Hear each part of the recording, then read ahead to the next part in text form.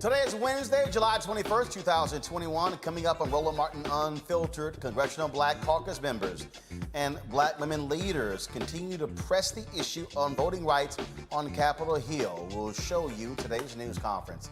The Poor People's Campaign announced that 56 years after the historic march from Selma to Montgomery for voting rights, they will hold a 27-mile march from Georgetown, Texas to Austin, Texas. We have those details, and Roland Martin Unfiltered will be live streaming that march next week. In Missouri, a committee there held a hearing on race and racism curriculum, didn't invite no black people. Yeah, we'll talk with the head of Missouri's NAACP. In Baltimore, activists are calling on Baltimore's state's attorney, Marilyn Mosby, to drop charges against Keith Davis, a black man who faces his 5th murder trial. His wife, an attorney, will join us. And in Indiana, Terra Roling, the white woman caught on video threatening black kids with a knife at a school playground, she's finally been charged with 2 felonies. Plus, we'll have the latest news in Haiti with Jacqueline Charles of the Miami Herald, who is the leading reporter on what's happening in Haiti and the Caribbean. Also, I gotta show y'all this video. This white flight attendant had no time for a crazy-ass white woman who did not want to wear her mask. He even told her, go fly Spirit Airlines. Delicious video. It's time to bring the funk on Roland Martin Unfiltered. Let's go. Whatever the biz, he's on it. Whatever it is, he's got the scoop, the fact, the find. And when it breaks, he's right on time and it's rolling. Best believe he's knowing. Putting it down from sports to news to politics. With entertainment just for kicks, he's rolling. It's on go, y'all. It's Roland Martin, yeah. Rolling with Roland now. He's funky, he's fresh, he's real, the best, you know he's Roland Martin now.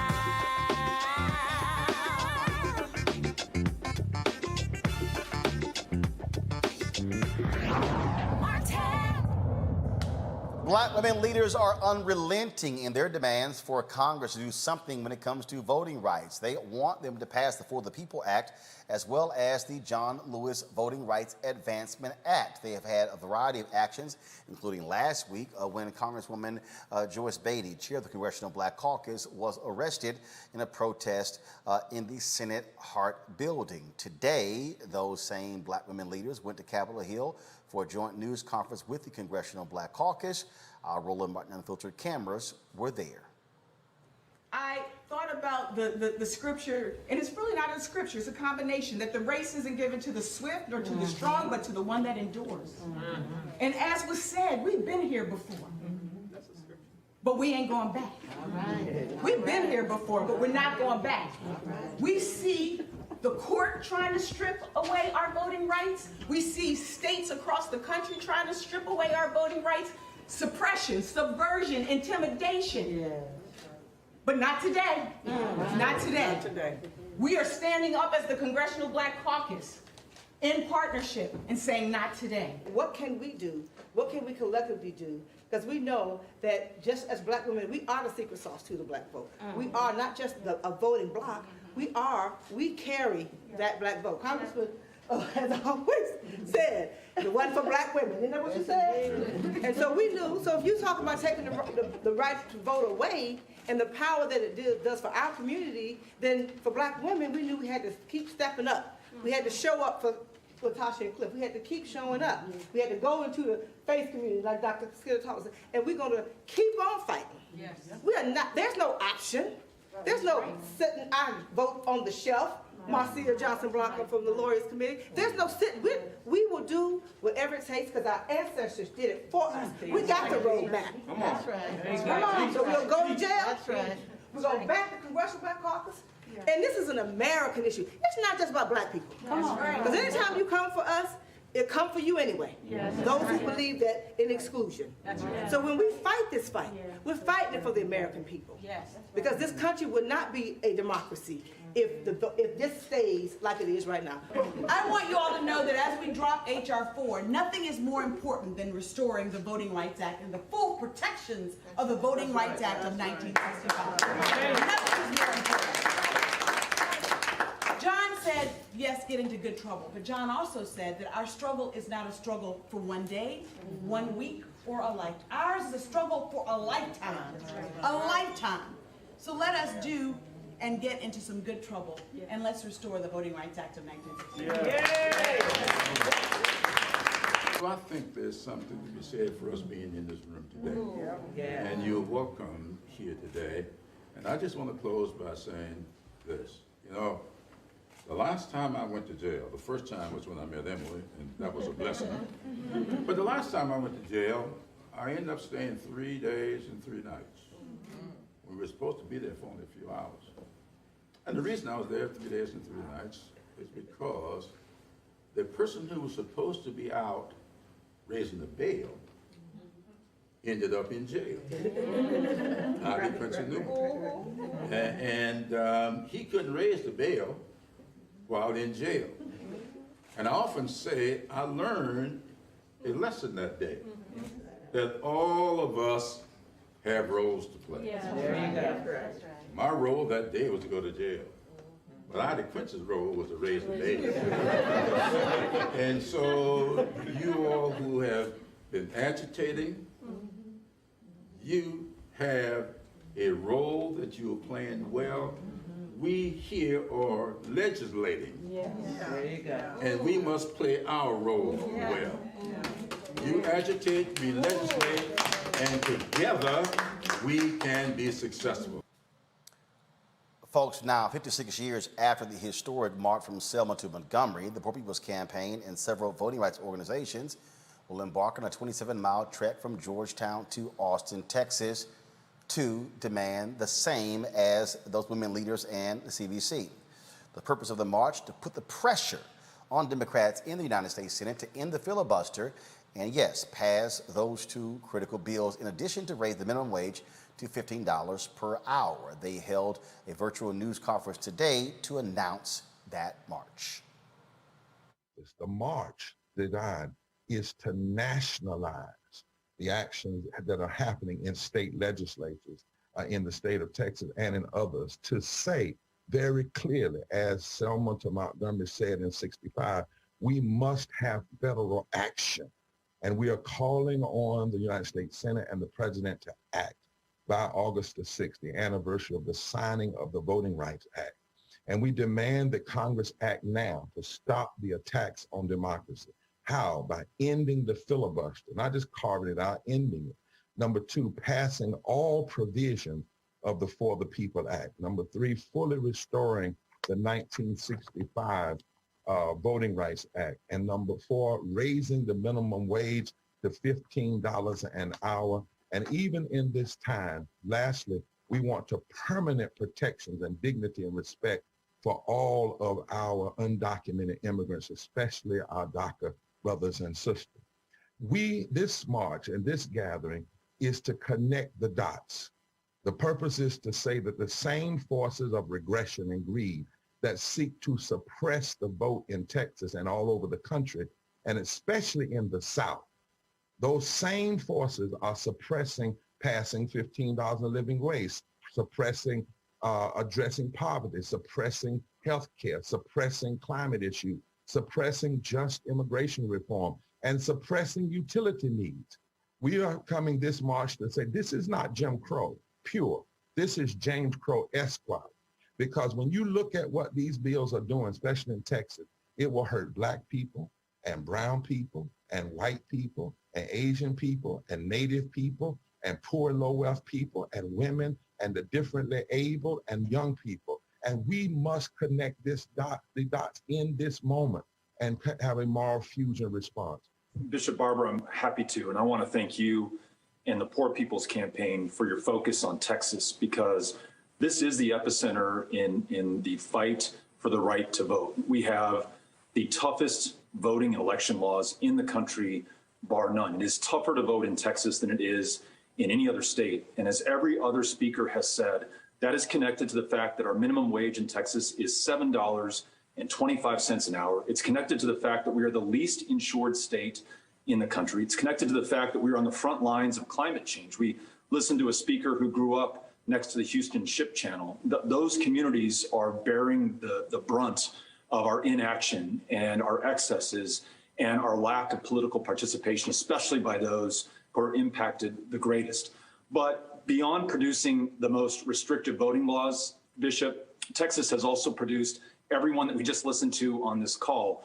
And they're the ones that give me hope, that make me know that we will pass the For the People Act. Texas is produced the state legislators who are in D.C. right now, breaking a quorum to stop suppression at home and providing the moral leverage on the United States Senate and our president, who must do more to ensure that we have voting rights passed this summer. So I just want to thank you for what you're doing and tell you that I proudly stand with you, and I'm looking forward to joining you.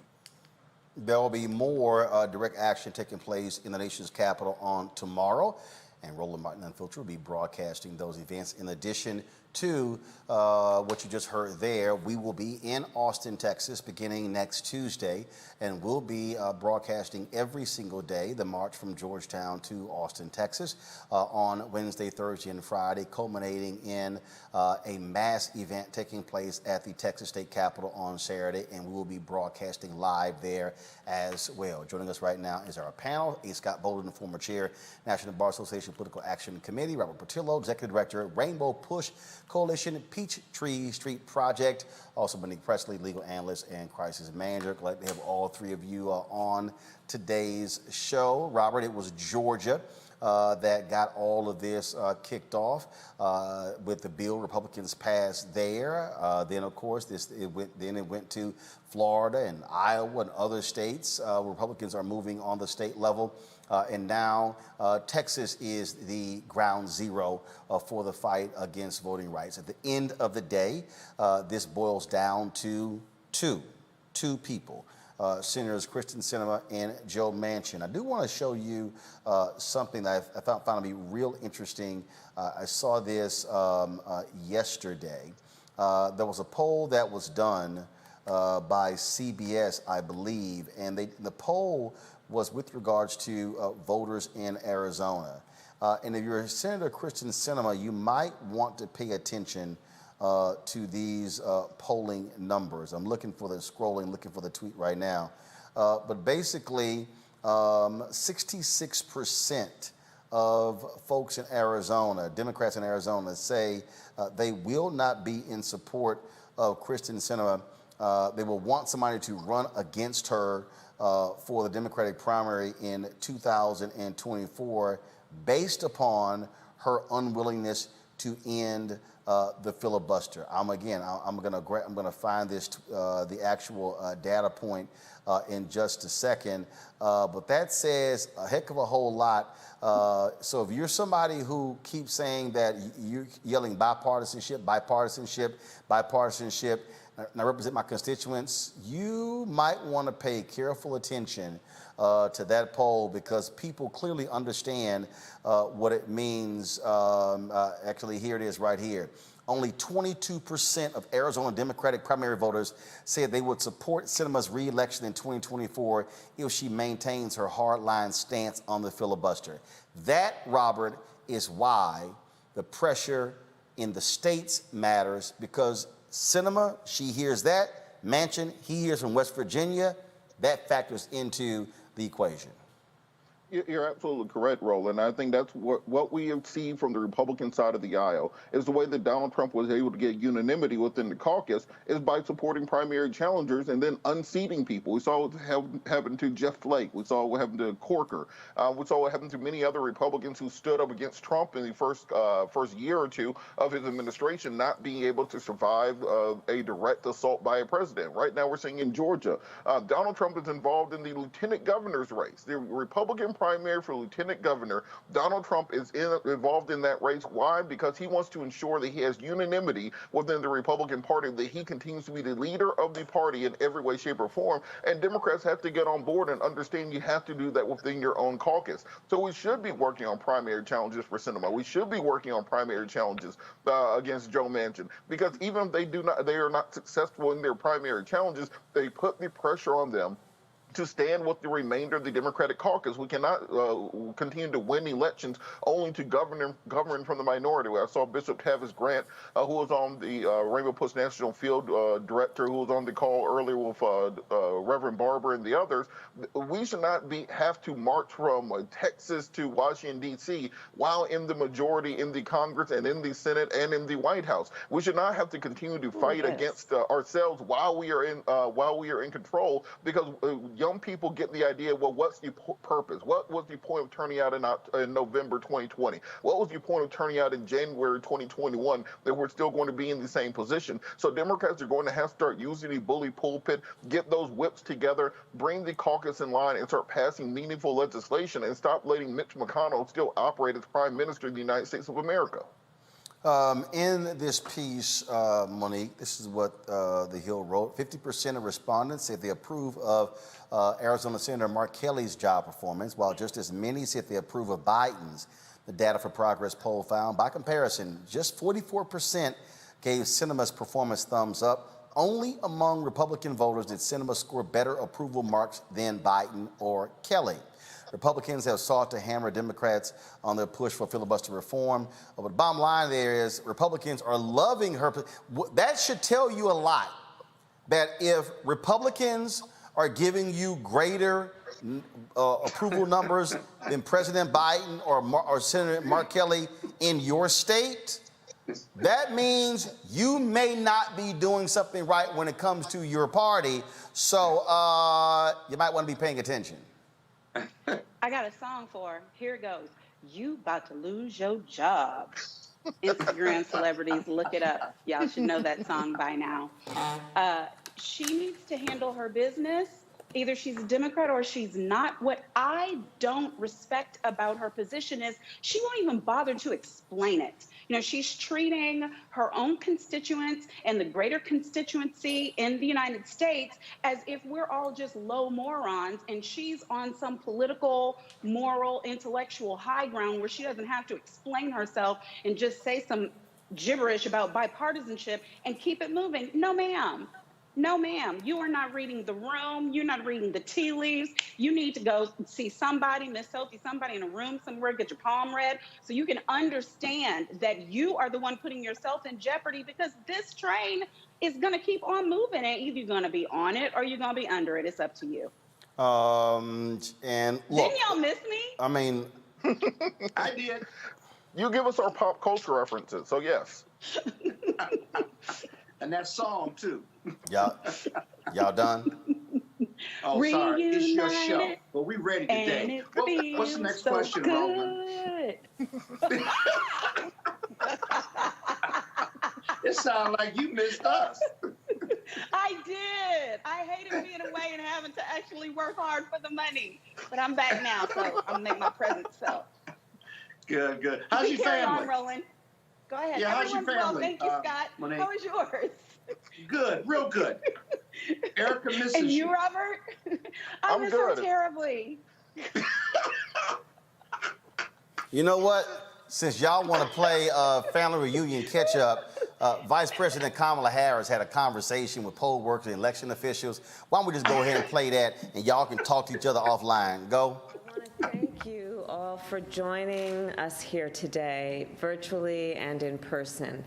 I've asked that you would join us, and I'm honored to have the White House counsel, Dana Remus, here, to have a very candid and frank discussion about the work, the responsibility, the commitment, and the challenges of what it means to be the people who on the ground are upholding some of the most important tenets of our democracy, which is the work that you do and that your colleagues do every day, especially in election season, but all the days leading up to it, to ensure all Americans have an easy and accessible and available opportunity to exercise their right to vote.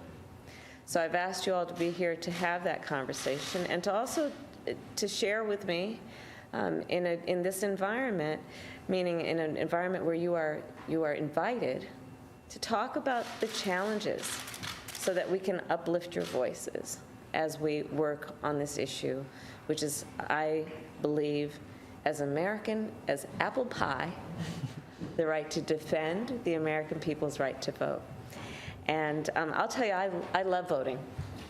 And when I have voted in person and walk into, and I voted in an elementary school, the neighborhood elementary school, church, the neighborhood senior center, and walking into the polling site, and there the poll workers greet you with a smile, come on in, and show you where the machines are, and as technology has changed, help you figure out how to use the machine, give you a sticker after. It reminds me of just, what we do to just honor what people do to exercise their civic duty. Those are poll workers, and I think most Americans experience with poll workers.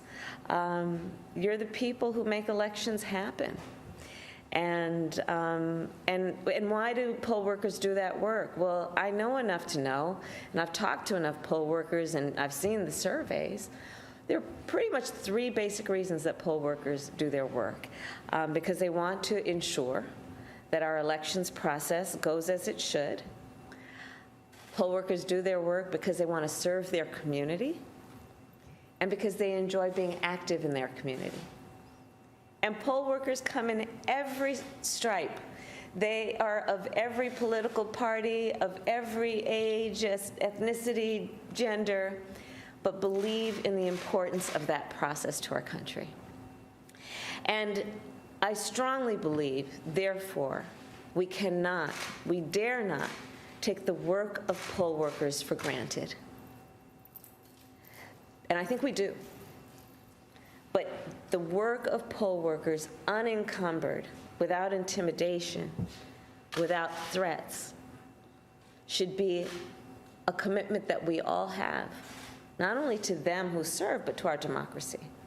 And sadly, what we know is that the two components of the right to vote, one to cast your ballot and the other to make sure your ballot is counted, are under threat right now.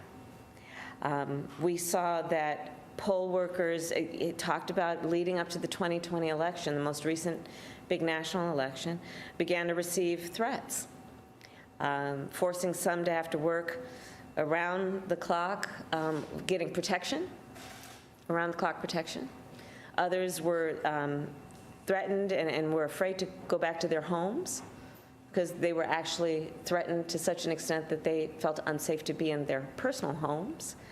And many of these threats came from folks who were, as we turned out, unhappy with the outcome of the election.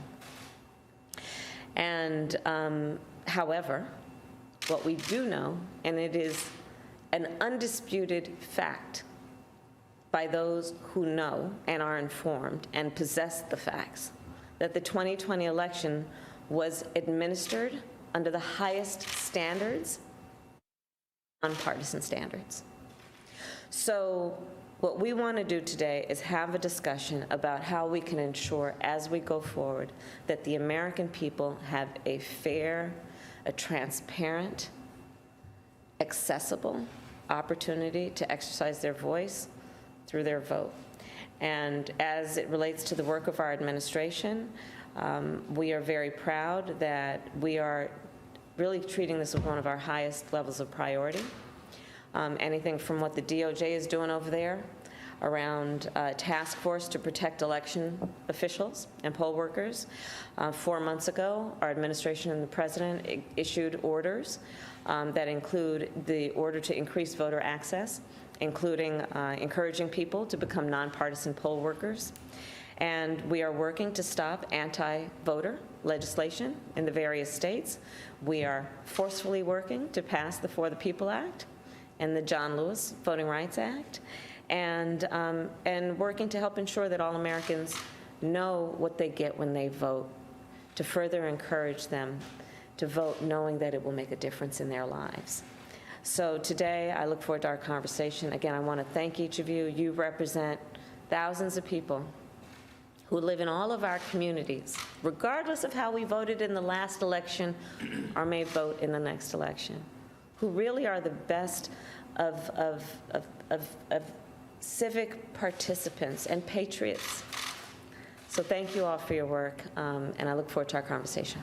Thank you. Thank you all so much. We will head out this way. Thank you. Any reaction to House Speaker Pelosi's decision to reject Banks and Representative Jordan from the January 6th Commission? I mean, listen, I absolutely respect Speaker Pelosi and her ability to lead, and there is, and support that. And there is no question in my mind, or I think most people's minds, that the American people deserve to have a thorough, a full, fair, and transparent process of getting down to what happened on January 6th, how it occurred, who was responsible, so that we can make sure that history does not repeat itself. That is in the best interest of all Americans. Okay. Thank you. You're welcome. Thank you. All right, Scott, that was Vice President Kamala Harris, obviously speaking on this issue. We heard from the black women a little bit earlier. I mean, look, they want something to be done. They want action to be taken. And what you're seeing is the effort for sustained pressure on congressional leaders to do something. Yeah, but you know, I was going to go there too. The sustained pressure on congressional leaders, that pressure on Republican leaders isn't going to change. And so the real pressure... Well, first of all, ain't nobody paying attention to them at all because we know where they stand. The bottom line is the pressure's on the Democrats to end the filibuster to pass these two bills. But in laser-like fashion, I understand the outside pressure, fully support it. But in the end, it's going to come down to Biden and Manchin and Sinema. And so my question for Biden and the administration is, what is he doing to put pressure on them to act like Democrats versus Republicans? I'll say it again, because no matter how much we march, no matter how much we protest, no matter how much you and I and others on this program talk about it, right? The Republicans aren't changing because they can hold their people in line, but the Democrats aren't holding Sinema and Manchin to the Democratic standard and making them part of the Democratic Party side of the Democrats. And so until we hear more from the Biden administration about what they're doing, then we can cover this in the media, we can march, we can do whatever needs to be done to express ourselves to support this Voting Rights Act and this People Act. But the bottom line is nothing. I mean, nothing is going to change on this until Biden can deal with Manchin and Sinema and make them do what they should do as Democrats. And then I'll leave you with this thought. The last thought I had real quick is, you know, if what we know about Sinema's constituents is that only 22% of them support her if she doesn't change her position on the filibuster, and Manchin doesn't have a whole lot of black folks in West Virginia, then what are the Republicans doing to keep them where they are? Because this isn't some moral ground they have or some commitment to democracy. It's just the opposite. So what is driving, really, what is driving their position on this filibuster piece? Power. That is they hold significant sway over the legislative agenda. Yeah. That's what it is. I mean, this is not, Robert, this ain't hard. This is what happens when you have a 50-50 tie where one senator can make or break any decision. But that's good for them. That's not good for America. You would agree with that, right? Duh. Well, and Scott, kind of to your point, this is why I think that we have to have our president or vice president speaking more forcefully on the issue. That was a wonderful presentation by Vice President Harris, but we have to start talking in a way that the majority of the American people communicate and understand. One of the benefits that Donald Trump has always had is he communicates on right about a 6th or 7th grade level. so that his voters, his constituents, know exactly what they're talking about going forward. So when he simply says election stolen, voter fraud, we're doing something about it. It's not a 15, 20-minute speech going into the minutia of electoral politics. And I think that you have to speak in that way to get the coalition needed behind you to pass big legislation of this nature. Because what we're seeing right now is Republicans have been able to successfully shift the entire conversation. So instead of talking about voting rights, instead of talking about many of these important issues, they are able to control the conversation. As long as they are able to control that conversation, it's hard to get anything besides black folks on board behind this. And as we've seen, our white compatriots very often do not care about these issues the way that we do because they do not directly impact them the same way that we do. So we have to get the language and the talking points down and make sure that the media is correctly reporting them so we can build the type of coalition that's needed to get these big bills passed. It's going to boil down to pressure, and so we're going to continue to cover this. As I said, after today's show, we will restream the Congressional Black Caucus News Conference with Black women leaders, as well as we'll restream the Poor People's Campaign News Conference announcing next week's march as well.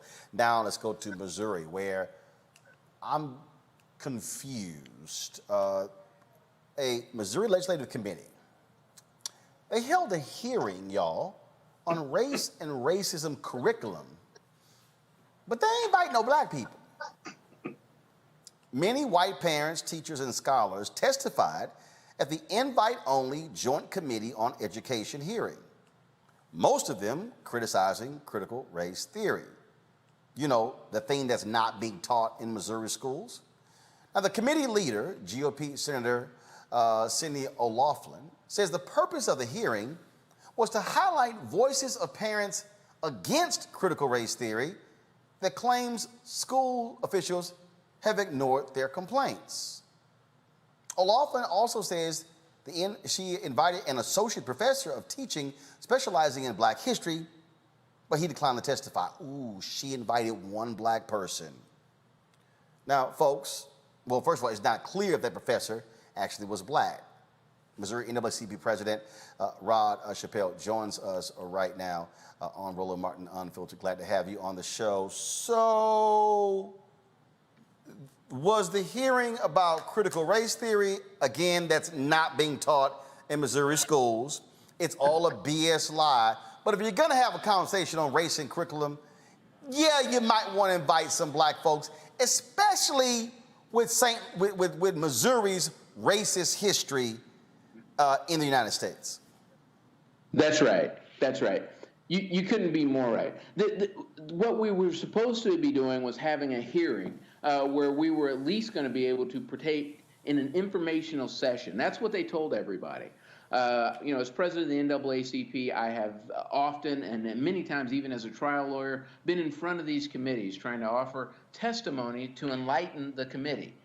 Here we have a joint committee, and it came out during the committee that these people who were testifying weren't the experts that we were told that they were. That was a justification for not allowing real Missouri citizens to be able to testify of or against critical race theory. Instead, these are people who were hand-selected by the chair of the committee. That's not how these hearings are supposed to go. What we keep showing is how these crazy, deranged white conservatives are when it comes to trumping up critical race theory.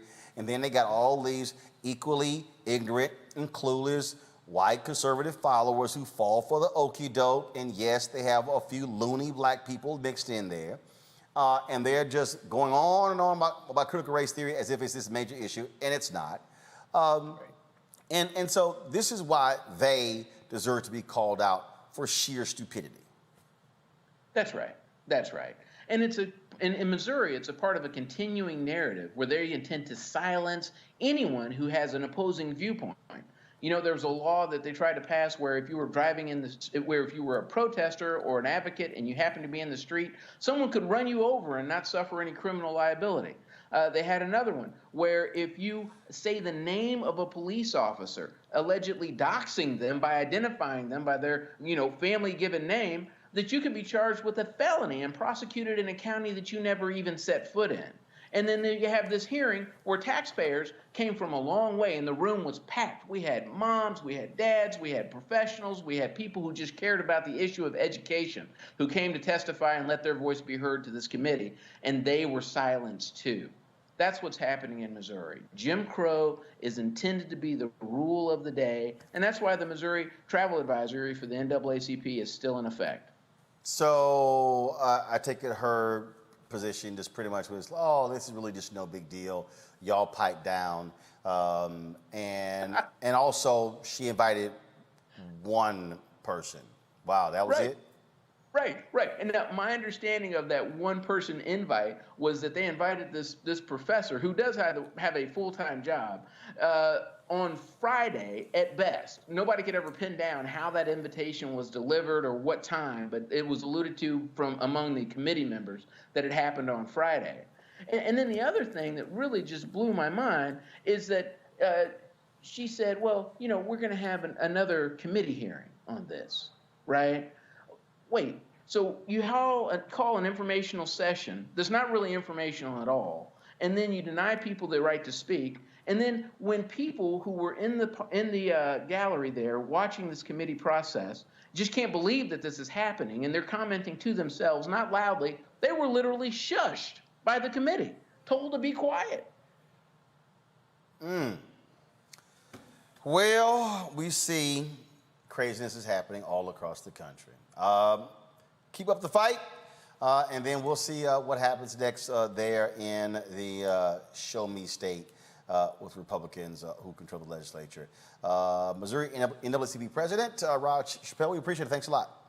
Thank you. Thanks for having me. All right, y'all. I got like a whole bunch of these, so we're going to do 2 of these today. Y'all know what time it is. No charcoal grills are allowed. I'm white. I got you, huh? Illegally selling water without a permit On my property. Whoa! Hey! Give us your right. You don't live here. I'm uncomfortable. So imagine being in a city council meeting in Alabama and this happens.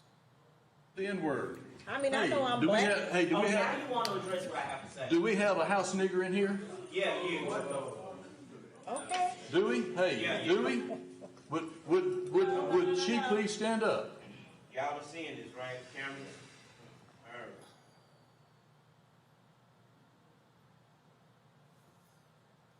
Okay, that was a city council meeting. Yeah. Some of y'all may have missed that. Roll it again. The N-word. I mean, I know I'm black. Now you want to address what I have to say. Do we have a house nigger in here? Yeah. Okay. Do we? Hey, do we? Would she please stand up? Y'all are seeing this, right? Cameras? Okay, so this was Tarrant, Alabama City Council member Tommy Bryant asking that question. That's Tommy right there. And he was speaking to Councilwoman, or the direction of Councilwoman Veronica Freeman. Folks there are shocked. Freeman is shocked as well. He later, I'm reading this, this is from Newsweek, I'm reading this. Bryant, let me try to close these ads out so y'all can see. Bryant later defended his use of the term in an interview with WVTM, claiming he was only repeating the words Tarrant City's Black Mayor, Wayman Newton, had previously used in reference to Freeman. According to the councilman, Newton described Freeman using the phrase along with the prefix stupid in an executive session earlier that day. I thought that the city ought to know what sort of terminology the mayor uses, and I didn't want him to get away with it, so that's the reason I used that comment. We need to stop the racial slurs that the mayor makes. He's always picking on Veronica Freeman. The mayor bullies her. The city needs to know what kind of mayor and what kind of vocabulary he has. So now Tommy is defending the black councilwoman. You buying that one, Monique? No. Should I? his quote, "I did what needed to be done," Scott. Well, who made him the parliamentarian and the ability to use the N-word, to be free to use the N-word in a public setting like that? It's interesting, his level of comfortability using it in a public setting and the acceptance of his words and phrases in that public setting. While people were offended, right, no one got up and walked out.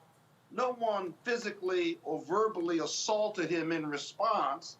And so you still have parts of this country, especially in the South, where the acceptability of using that N-word and that term just seems to be offensive, yes, but not something you want to take a stand on. It's not a fighting word in some parts of our country. And that's not only sad and disappointing, but it's really racist, right? And that black people who are the subject of that term feel powerless in how to respond to it, whether it's intellectual response or whether it's a physical or a social response, that in a public setting with the American flag there, that they're using this term. And then lastly, what are the repercussions of him using that term? He explains it away in some intellectual fashion as if it was race neutral in using his term, but there's no censure, there's no suspension, there's no expulsion for him using that word. And so essentially, that community is living with the acceptability of that council member until you vote him out. It's sad, but it's true. Robert, Alabama, I'm reading again from Newsweek, Alabama Republican Party Chairman John Wall branded the remarks, quote, completely unacceptable in any setting, but stopped short of calling for Bryant to resign. But here's the other deal. The black mayor he's talking about is a member of the Jefferson County Republican Party. and the white guy who just said it, he says, I ain't stepping down. He says, I might run for mayor. Yeah, I think in big chunks of this country, folks don't understand what the Deep South is still like. Particularly, I think people watch Real Housewives and they watch Love and Hip Hop, and they think that Atlanta is the rest of the South. No, as soon as you cross 285, you're going straight back into Mississippi burning. And this council person is correct in what he is saying, in that he knows there will be absolutely no political repercussions for what he said. That might be his campaign slogan when he runs for mayor, and it might get him elected. This is why it's so important that we push voting rights on a national level, because throughout the South, you're looking at Georgia's 35% black, South Carolina's almost 40% black, Alabama is, I think, 33% black, and yet they still do not have the political power to control their own local elected officials because the right to vote has been so thoroughly curtailed within those jurisdictions. So this does not tell you the need to pass a national voting rights act. The fact that an elected official can say the N-word in open session on video and know there'll be no repercussion, then I don't know what better case there is to push the 40 people at them for the John Lewis Voting Rights Act. And Lord have mercy, I keep telling y'all these folk are losing their minds. And he lucky he didn't get popped right there in the meeting. Exactly. All right. Got to go to break. We come back. We're going to discuss a case out of Maryland where people are calling on State's Attorney Marilyn Mosby not to pursue a fifth trial for Keith Davis. We'll give you those details when we come back. And, of course, we have another crazy-ass white person. Remember the white woman in Indiana who chased those black kids? She in trouble with the law. We'll break it down for you next, right here on Roland Martin Unfiltered.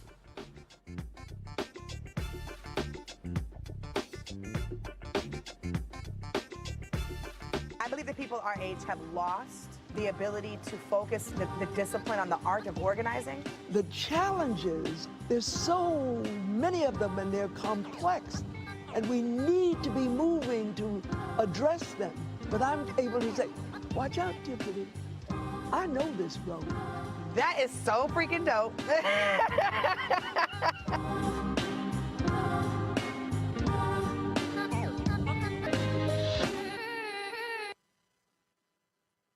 Hello, I'm Nina Turner.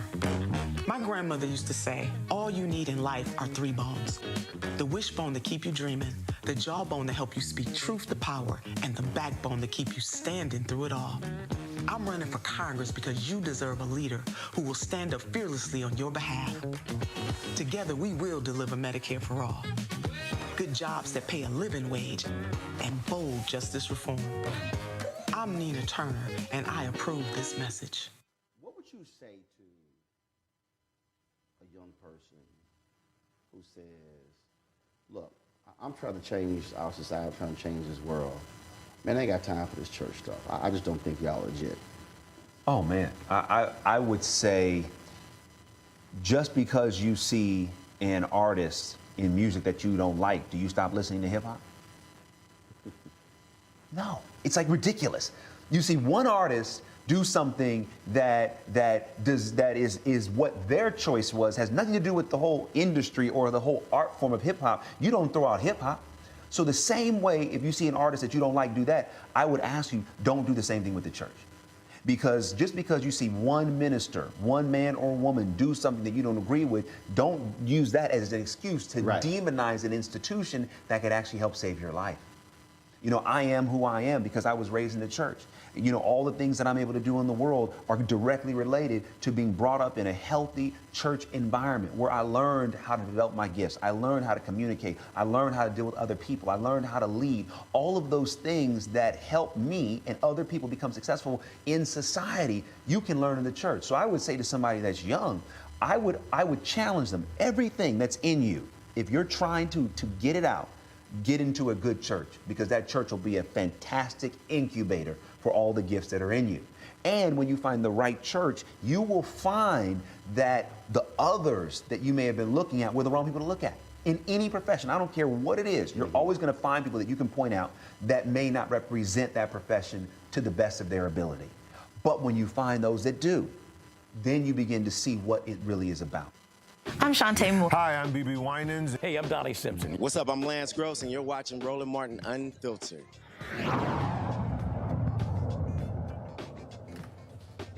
In Maryland, activists are calling on Baltimore City State's Attorney Marilyn Mosby to drop charges against a black man who was facing his 5th murder trial for the homicide of a security guard. In 2015, officers approached Keith Davis. They mistook him for a robbery suspect. The officers also believed his phone was a handgun. They demanded Davis drop the phone and begin shooting. He was shot more than 40 times. A jury acquitted Davis of the robbery accusation, but convicted him of possessing a gun. Critics of Davis's trial called the evidence unreliable and flimsy. At a news conference regarding a different incident, a reporter asked Baltimore City State's Attorney Marilyn Mosby about the Keith Davis case. I'm not here on the Keith Davis trial. The one thing I can say about that matter is that I'm going to fight for victims of crime in the city of Baltimore. That is my job, that is my role, that is my responsibility. And my concern in that case is Kevin Jones.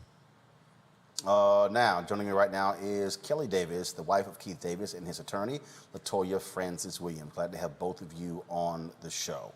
I want to start with you, Latoya. So walk people through exactly how we got to this point.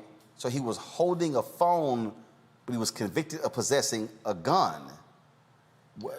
Were fingerprints found? Did he have a gun? Was one planted? And how is this now a 5th trial? Right. Well, the long and short of it should not be a 5th trial. Mr. Davis never held, never had, never possessed a gun. Mr. Davis was actually acquitted of what we call wear, carry, and transport. However, there was a handgun, the state's version, located in the mechanic's garage on top of a refrigerator. And so in the state of Maryland, one could be convicted of constructive possession, meaning possibly if the handgun is within your lunge, reach, and grasp, and there's an allegation that you could have known of it and exercised control, that is considered to be possession. So while the jury acquitted Mr. Davis of actually possessing and all the other counts in the robbery trial, that is the linchpin. That is what the state's attorney's office has hung their hat on. All right, so the initial trial. Okay, so then there was a second one. When was that? And then when was the third one? And then when was the fourth one? And now, go ahead. So here we are. I mean, to keep it brief, I should say, the robbery trial took place first. When Mr. Davis was acquitted of all the charges that one could think of, he was charged with robbery, assault first degree, wear, carry, transport, a host of charges alleging that he tried to rob what we call a hack in Baltimore, an unlawful taxi. The allegation was also that he attempted or did shoot at law enforcement. Despite the state's version of what happened, saying that that handgun was never fired, those charges hung out there until the first day of trial, and the one count of discharge of a firearm was dismissed by the state. So after he was acquitted of all those counts in the robbery trial, the state then brought the first murder trial.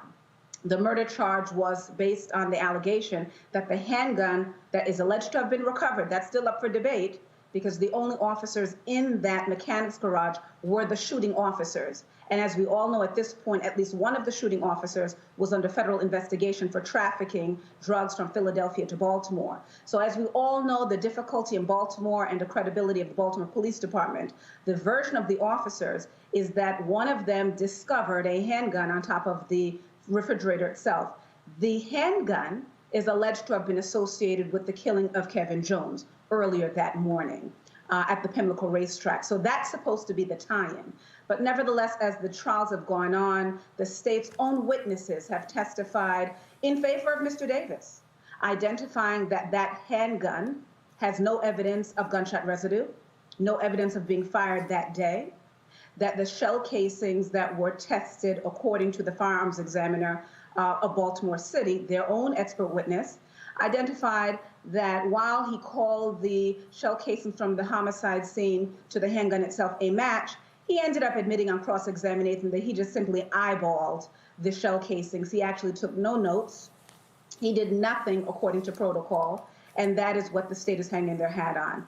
You know, it's unfortunate that it's so convoluted, but Mr. Davis has certainly been dragged through the dirt since 2015, and it's certainly been our position as both a criminal defense attorney and a plaintiff's attorney, civil rights attorney, that Mr. Davis has become the butt of this persecution because he survived the police-involved shooting. There's no question that what has been made available to the public is Mr. Davis was the first person shot in Baltimore City by police since Freddie Gray. And that has been the plight of Mr. Davis. He's been fighting since June of 2015 for his liberty and his life. So to kind of keep it brief, Mr. Davis was convicted of second-degree murder that was overturned.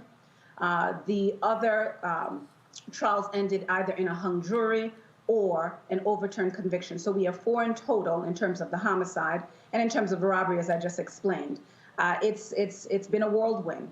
And unfortunately, we are still where we are today because the state's attorney for Baltimore City refuses to put her eyes on the actual evidence. So, you know, we're here. We certainly appreciate you listening and the nation listening to the plight of Mr. Davis. So has a 5th trial date been set? A 5th trial date has been set. If I'm not mistaken, are we in May of 2022? Ms. Davis, I know, is on the line. I believe it's set for May of 2022. I could be standing corrected. She can correct me if I'm wrong on the exact date. Kelly, what about that? Kelly, you're on mute.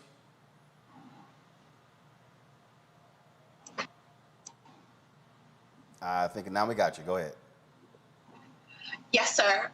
May 16th, 2022 will be his next trial date. So he was shot more than 40 times. How is his health? Is he still impacted by that many bullets? Mr. Yes, Martin, sir. he was shot at. He was shot at 40 times. Kelly, how many times was he hit? He was hit 3 times, once in his arm, his back, and a bullet that went through his face and lodged into his neck. How is he now? He still suffers tremendously. He was a completely healthy 23-year-old when he went in, and now we've had to fight the corrections facility multiple times a year just to get him adequate medical attention. When the bullet went through his face, it severed his sinus cavity, so he now has issues breathing. He has just as much titanium on one side of his face as he does bone on the other, as well as he still has fragments in his neck and his ear and that are close to his spine that were unable to be removed. How long has he been in? How much longer does he have to go? Time-wise. In prison? Yeah, in terms of walk folks through because first of all, walk folks through his process. First of all, because you say we were fighting the corrections folks when it comes to his treatment. Explain that. So, of course, when you're in prison, it's inadequate medical care. He's not getting what he's needed. We have to fight in order for him to get medicine, like prednisone, just to be able to breathe. We have to fight for him to be seen by a doctor. When you're in prison, your medical care and your well-being is the least of their worries. So that's what we've had to fight. And he's been incarcerated since they shot him. So they shot him on June 7th, 2015. He's been in their custody since. We've had to fight multiple times. He's had a bullet removed out of his neck in 2017. We had to fight to have that removed. He's had breathing issues. He just recently, this past year, I had to rally the public together to call into the correctional facility as I received a call saying that he was on a ventilator and I needed to sign for a procedure. He was on a ventilator. He had to have a blood transfusion. He was bleeding out and they didn't know where. And even still to this day, he still is not receiving the medical care that he needs for that incident as well. I'm trying to understand here, LaToya. So his conviction was overturned in 2019, but he's still in prison? That is correct. It sounds convoluted and crazy because it is. As we stand here today, Mr. Davis has served the entirety of any sentence that he should and could have served. And we're dating back to the robbery trial, the constructive possession conviction. He has served that sentence. He is literally sitting pre-trial at this point. His new criminal defense team has lobbied for bail reconsideration, habeas petitions on behalf of Mr. Davis, not just for his medical conditions, but he's innocent until and unless proven guilty. But this man is actually an innocent man. The state's attorney's office has been able to lodge charges against him and use the allegations themselves as the reason to hold him pre-trial. Now, the very frustrating portion is this. I ask anyone that has followed any of the trials to look at the testimony from the state's attorney's office's witnesses. Every allegation against Mr. Davis is refuted by their own witnesses. Location. There's an allegation that Mr. Davis was at Pimlico Racetrack and shot Kevin Jones. That's the allegation. The state's own expert witness said, actually, we can't place Mr. Davis at Pimlico Racetrack. Handgun. The state's allegation is that Mr. Davis had wielded, carried, touched, shot this handgun. Hammerly pistol. Their own firearms examiner expert said that there's no evidence that this handgun was actually fired on this day in question, that there is no evidence that there's any gunshot residue.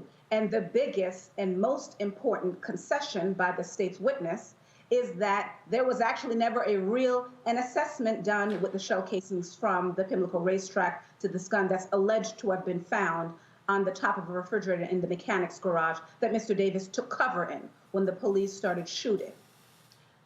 Everything from DNA to fingerprints, the state's own witness testified that there is no evidence of Keith Davis on Kevin Jones, and there's no evidence, DNA evidence, of Kevin Jones on Keith Davis. If we were to go through bit by bit the allegations against Keith Davis and simply take the sworn testimony from their witnesses throughout these many trials, you will find that every one of the allegations has been shot down by the state's attorney's office. So where do we find ourselves? we're wondering what next. If your own witnesses have refuted your rendition of what happened on June 7 of 2015, the only result right now should be to drop the charges. So, Kelly, after his conviction was overturned, he was then charged by prosecutors with stabbing an inmate? Yes, sir. Keith, his conviction was overturned. There was an incident that had took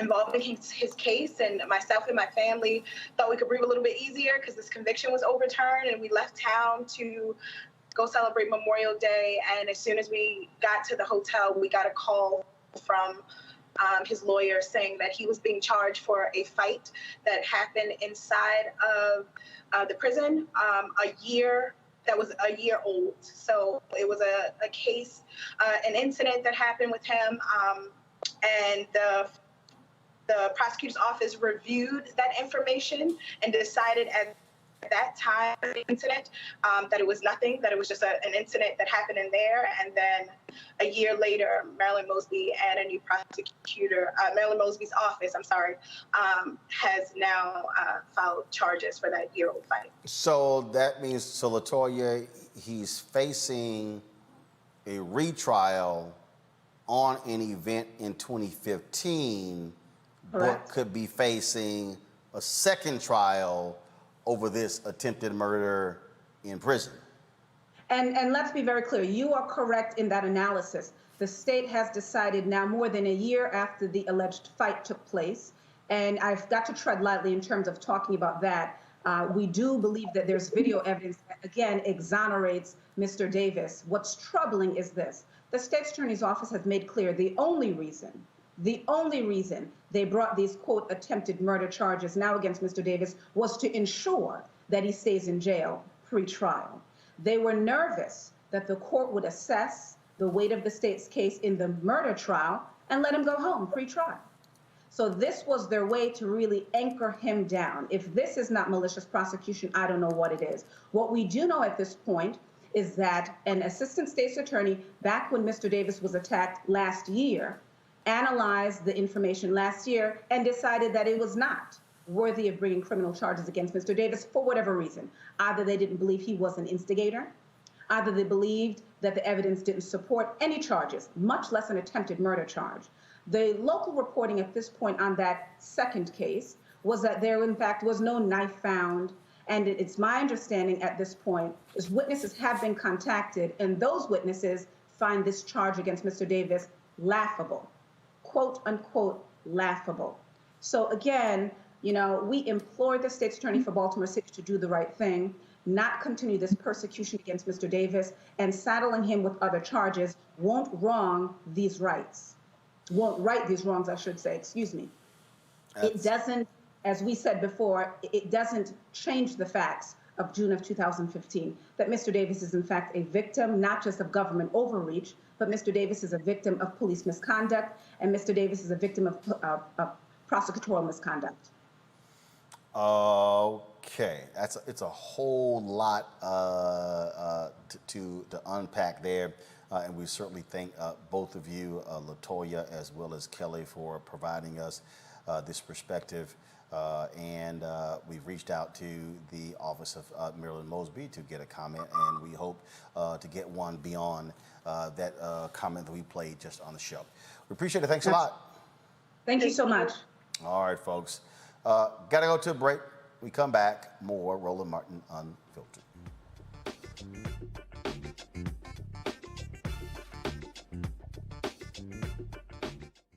Racism. You talk about awakening America. It led to a historic summer of protest. I hope our younger generation don't ever forget that nonviolence is soul force. Priceless.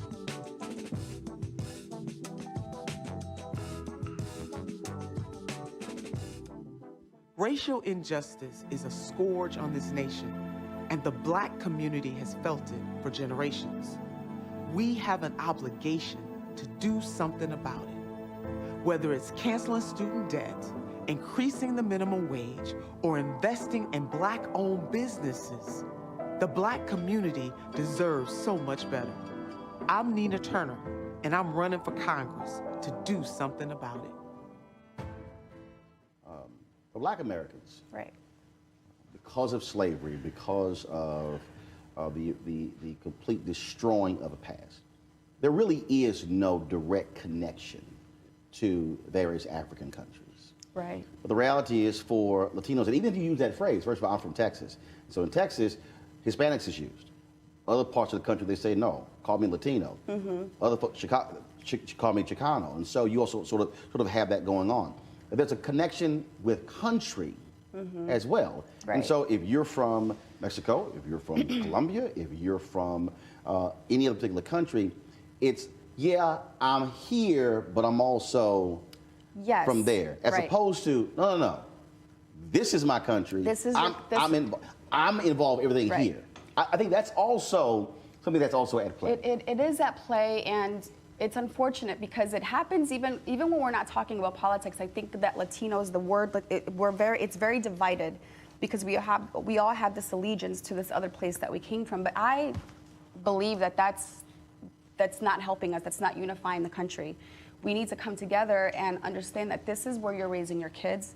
This is where you're paying taxes. This is where you're living. This is your country. This is where it matters.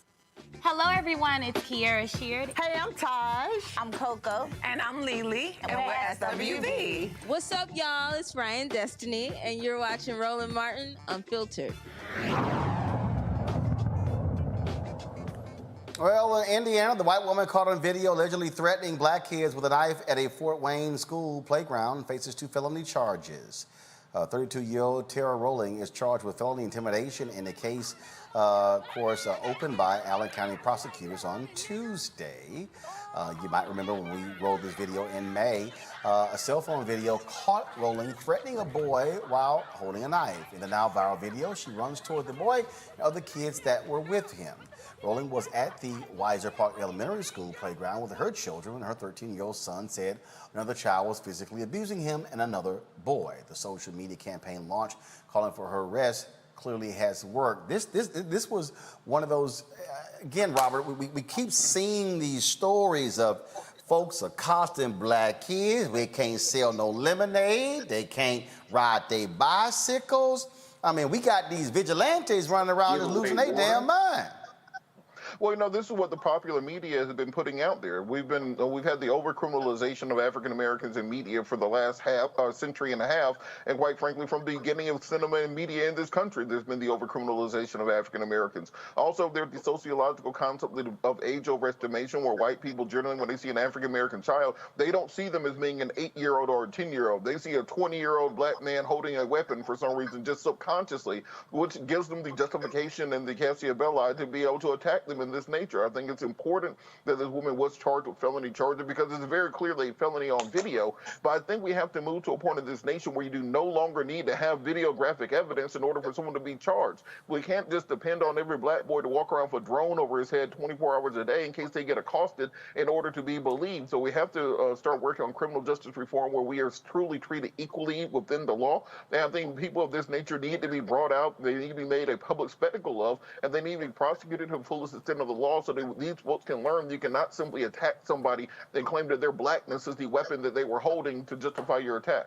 Monique, just like the crazy fool in New Jersey, jumping in a Black man's face, cussing him out, threatening to physically harm him. Now his ass got arrested. And that's what needs to happen. These people who are intimidating, verbally harassing Black folks for just being Black, they need to be prosecuted.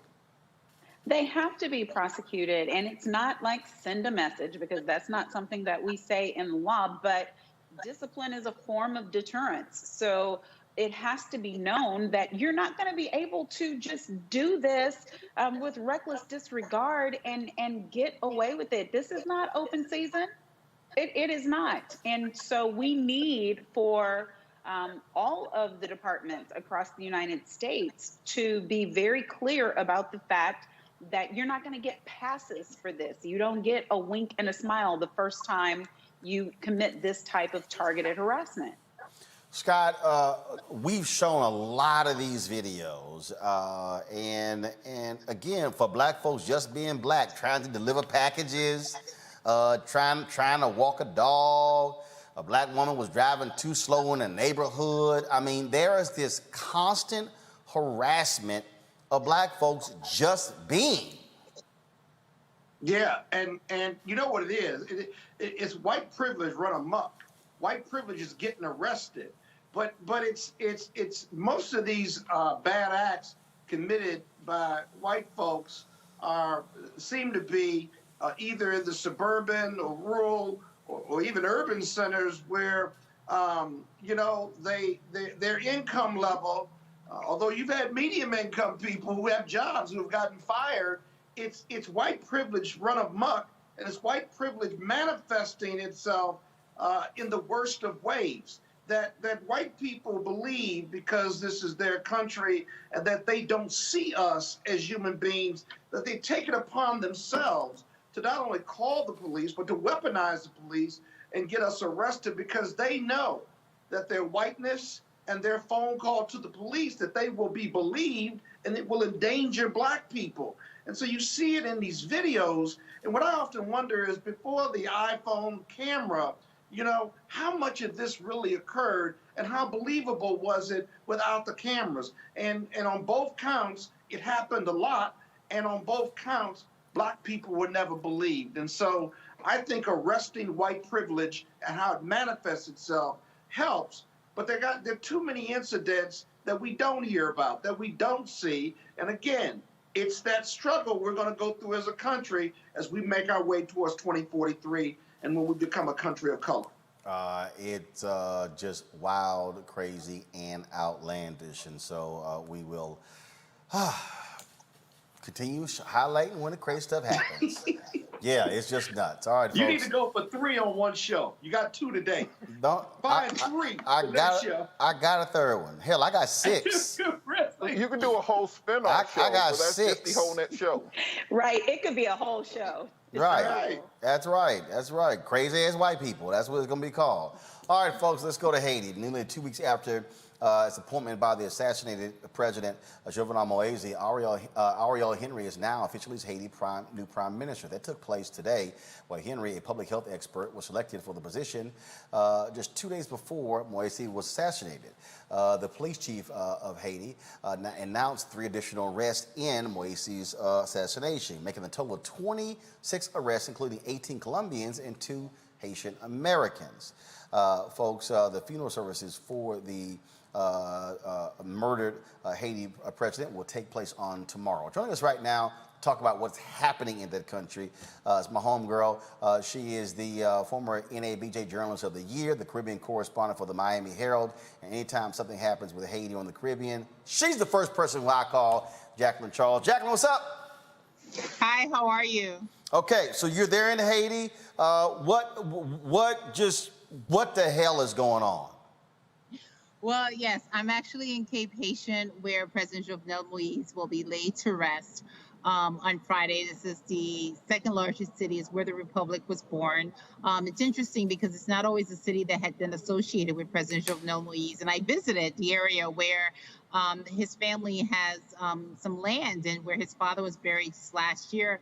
And, you know, people on the one hand are like very upset, you know, indignant about what happened to him, this assassination in the middle of the night in his private residence, in his bedroom in the hills above Port-au-Prince. But at the same time, they're also saying, well, you know what? He didn't really do anything for me. I wish he had fixed the road, because what's interesting is that they're preparing the road. The road is like rocky, it's gravel, it's not asphalted. And this is the road that dignitaries and members of the government are going to be coming to on Friday to pay their last respects. Overall, we still don't know who paid for this multi-million-dollar hit. I mean, at the Miami Herald, we basically have just been, you know, going after the theories. You know, the Haitian government says there's a company called Worldwide Lending. That's the money trail.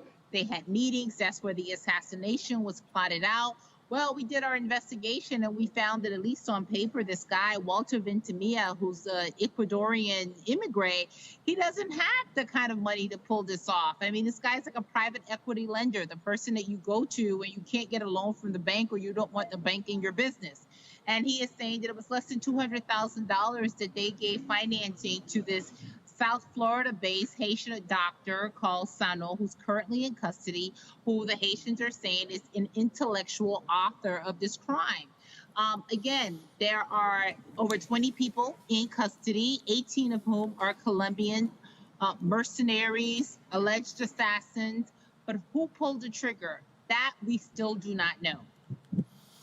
One of the things that I keep raising is just that Haiti is as if it is in this constant state of turmoil. Even before he was assassinated, folks were saying that he was illegally staying on as president. And you had massive protests. We had you on before about the gangs that are kidnapping people and folks talking about not being able to eat as well. And so from your reporting, I mean, are people in that country saying, can we get a year or two of just peace and the ability to be able to try to rebuild this country? People are saying it, but do they believe that it's going to happen? No, they don't. I mean, yesterday, as you noted, Dr. Ariel Henry, who's a neurosurgeon, was installed as the prime minister. Jovenel Moïse picked him 2 days before, he was assassinated. And Ariel Henry announced a new government, but what we are seeing is that people are not even willing to give him a chance. What they're saying is, well, he was chosen by a president who was, illegal and he's de facto, and no, we're not going to go to the table. On the other hand, you have the United States and others in the international community saying we need to have elections and we need to have elections now. The reality is this is a country with multiple crises. There is armed gangs. There are more than 16,000 Haitians who have been forcefully displaced from their homes in poor working class neighborhoods of Port-au-Prince since June 1st. There are 4 regions of this country that are cut off, meaning you cannot get in your car and try to go to the southern region of this country. This is the same region that was in the strike zone of Hurricane Elsa just 2 weeks ago. So, how is anybody going to campaign in this atmosphere? The State Department has released these statements welcoming this unity government, but on the ground in Haiti, people are saying this is not a unity government. This is continuity. It's more of the same. So the crisis did not go away. Yes, Haitians are, upset that their president has been assassinated. They feel violated. They have gathered around that. But the problems that existed in Haiti prior to Jovenel Moïse's death, they still exist. And the fear is that once he's buried on Friday, that we're going to see a resurgence of the kidnapping, a resurgence of the armed gangs. Can they control the security situation and make this country a little bit more livable? That's what Haitians want. But I have to tell you right now, I don't see it yet. Questions for my panel. I will start first with Scott Bolden. Scott, you have a question for Jacqueline Charles? Hey, Jacqueline. It just seems to be, as Roland said, turmoil after turmoil.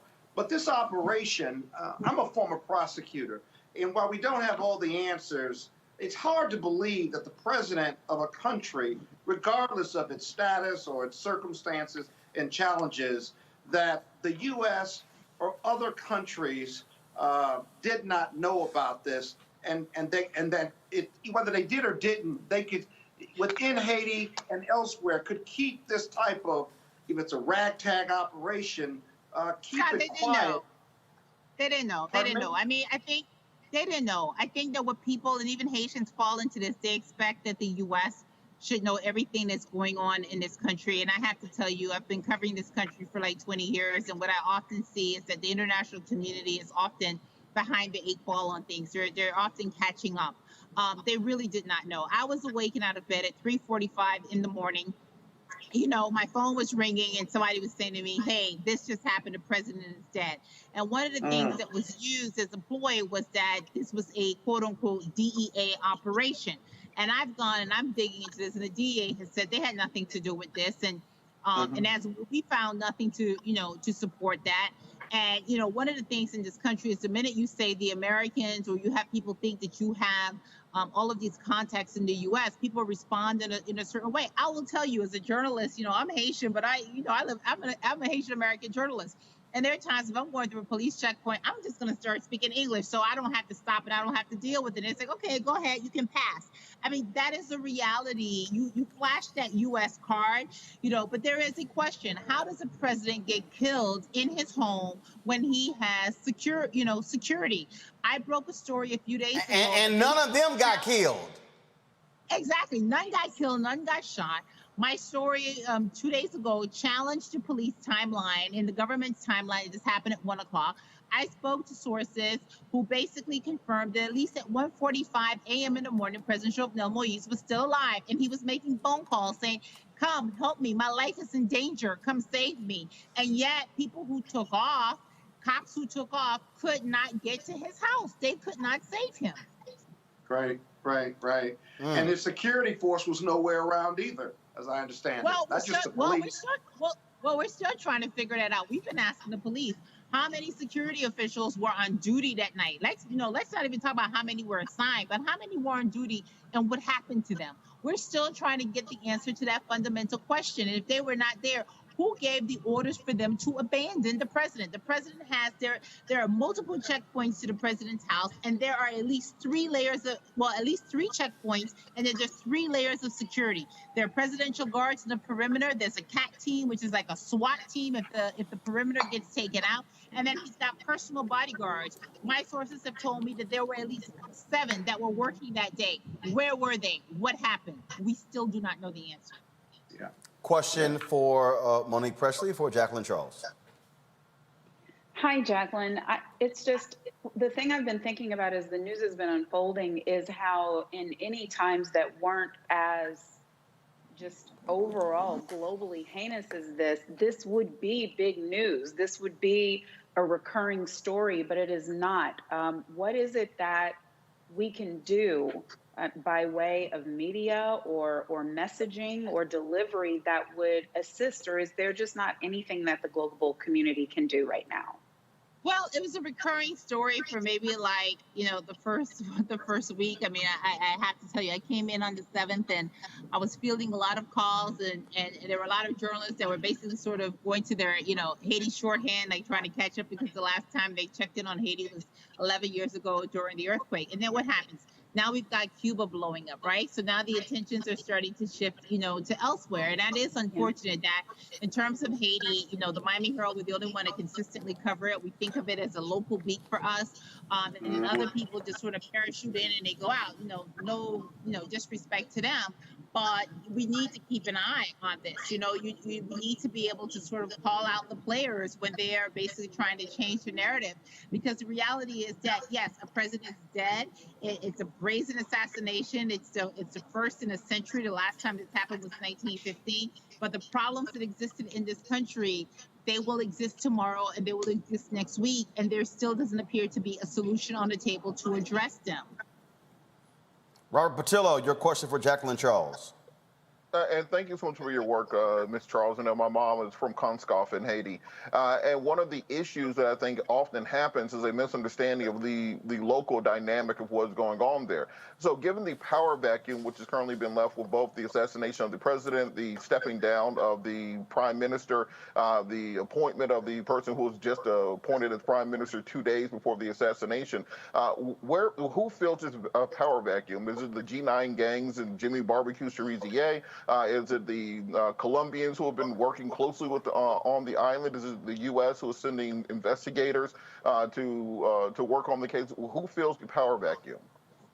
Well, increasingly people have been talking about a Haitian solution, but I have to tell you, honestly, my fellow Haitians have not articulated to me exactly what this Haitian solution is, because they've also showed their own inability to get together and to be on the same page. Today, you have a new prime minister, Ariel Henry, and I think that if Haitians want to move this country forward, they need to sort of well, I can't say what I want to say, but let's just say they need to figure out a way to come to the table and basically say, okay, look, you know what? Okay, you were appointed this, you were appointed that. I think you're de facto. I think you're this, but you know what? We have a country that we have to save. Let's put our personal interests aside. Let's try to cut up a cake that doesn't exist, where there's no crumbs even left.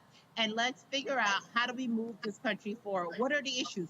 You have the Biden administration that is pushing and saying elections, but they have not yet articulated how elections are going to happen. You have a police force that was not able to save a president. So how are they going to protect candidates that are out campaigning, and how are they going to protect voters to go to vote? Or do we not care? Do we just want to say we're staging a vote and there was a vote, democracy happened, let's move on? I mean, when you look at Haiti's history, you look at the problems and the turmoil, it always goes back to elections. So how do we break this cycle? Well, piggybacking on that question of elections, we had the questions even with the 2016 election of President Jovenel Moise, where he was not sworn in for a year, and therefore his term should have expired in February of this year. The Biden administration supported him staying on until February of next year because this is a 5-year term. So who would be administering these elections? Would it be the U.S. stepping in kind of heavy-handedly and saying we're having elections, or are we going back to UN peacekeepers? We saw it happen after the earthquake where UN peacekeepers basically raped their way across the entire island for several years. Who would the Haitian people actually trust to administer an election at this point? First of all, we need to be honest that the United States equates democracy with elections, and the Haitian people increasingly do not believe in this version of democracy that is being sold to them. That's number one. Number two, before you can get elections, you need to get buy-in, and you need to get the institutions that have been refusing to send members to sit on the electoral council to agree. That is the biggest challenges that's facing Ariel Henry today. How do you get the Catholic Church, the Protestant Church, members of civil society, human rights group, all of these groups that the U.S. and others viewed as being credible, that said, hey, I'm not sending a representative because I don't believe that elections could be fair, transparent, and credible under this administration. How do you get them to buy in and to play ball? And then once you get that, then you have to look at the election apparatus so that people do feel that there is a fair shot. I mean, in order for elections to happen in Haiti, there's a lot of work to be done. So there's a lot of questions to be asked, and there's a lot of doubt on whether or not elections are going to even be able to take place in 2 weeks and 2 months. Jacqueline, you talked about folks not being on the same page. When I think about how powerful these Cuban Americans are in terms of how they impact U.S. policy, I got to ask the question, do you have Haitian American consensus?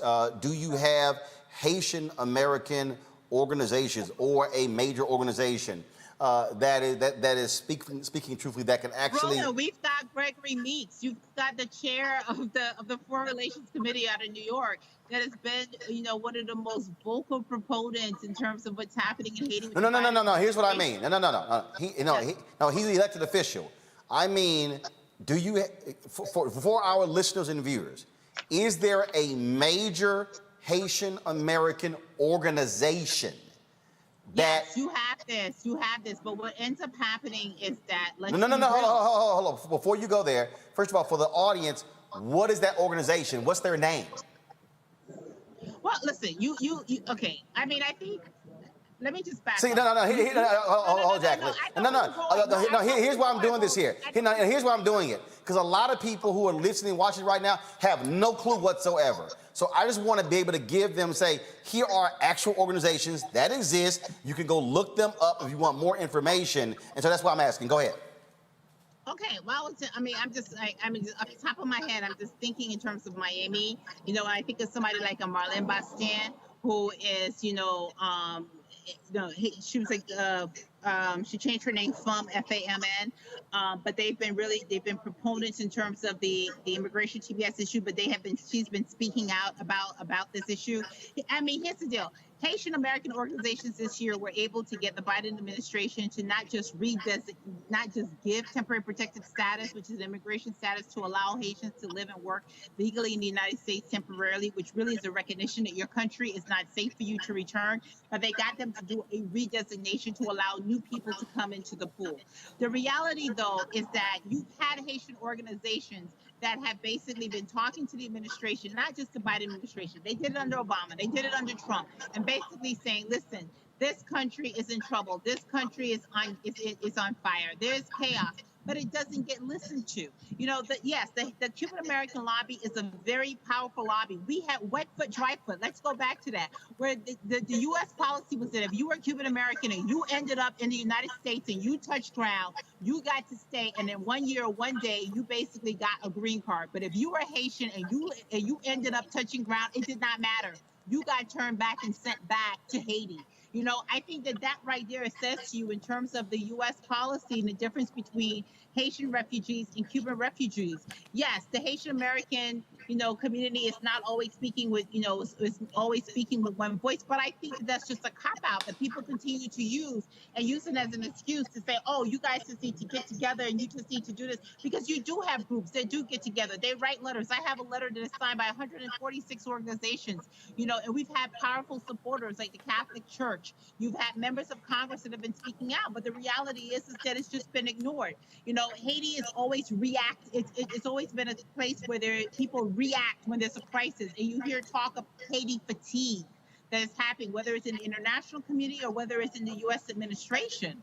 And I think that the reality is that Haiti is 2 hours away from the United States, and Haiti policy should not be based on how many Haitians end up in the Florida Straits on the shores of Miami, Florida. It should be about, what do you do and what kind of policies can the United States and others in the international community promote to allow Haitians to want to remain in their country and to fight to remain in their country.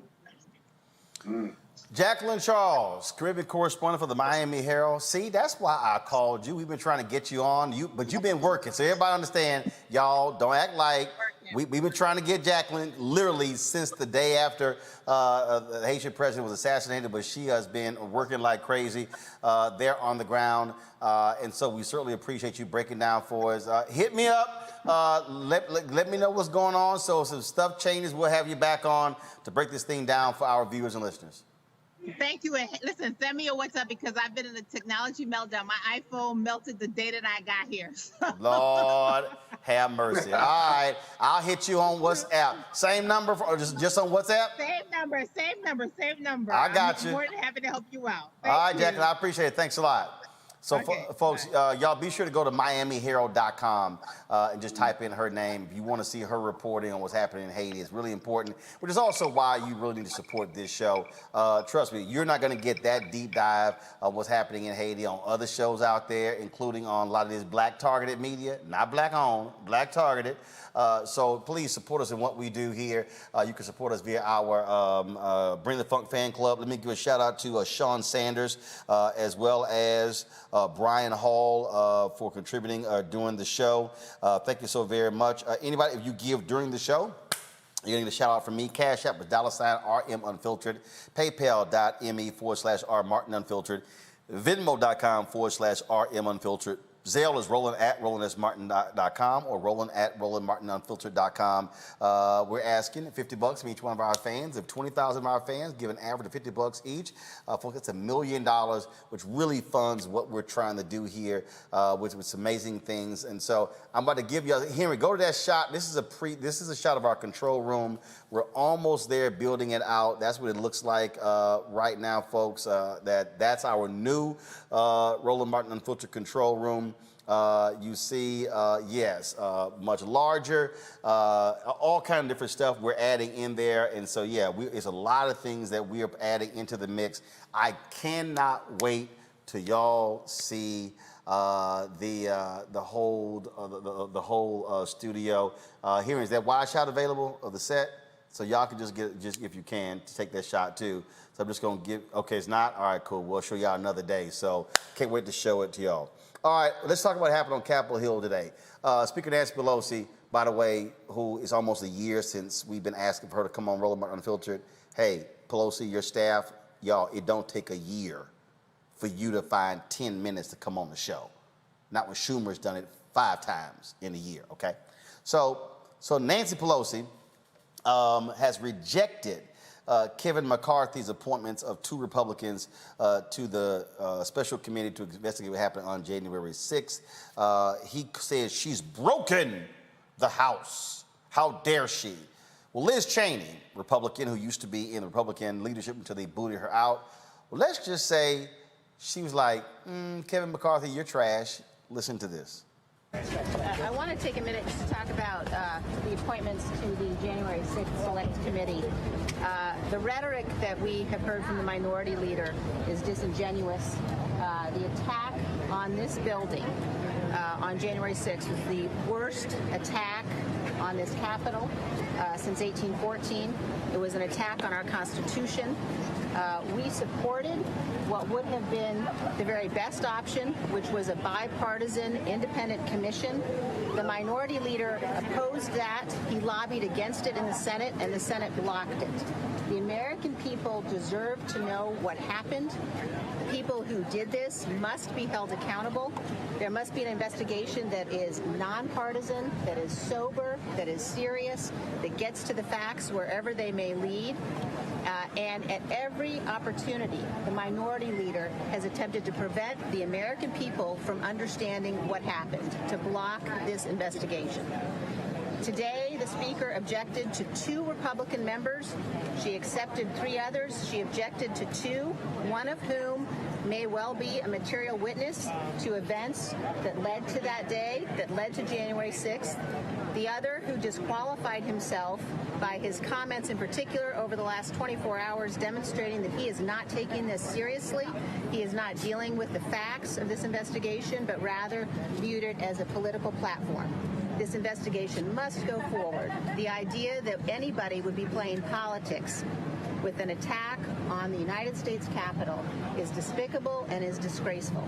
And I am absolutely dedicated and committed to making sure that this investigation holds those accountable who did this and ensures that it never happens again. And she laid it out, Robert. You have McCarthy. She broke the house. Stop it. You appoint 2 people to the committee who, if you appoint Jim Jordan to anything, you're trying to blow it up. Well, let's look at what Jim Jordan's role has been in government in the last 4 or 5 years, and even before he got to Congress.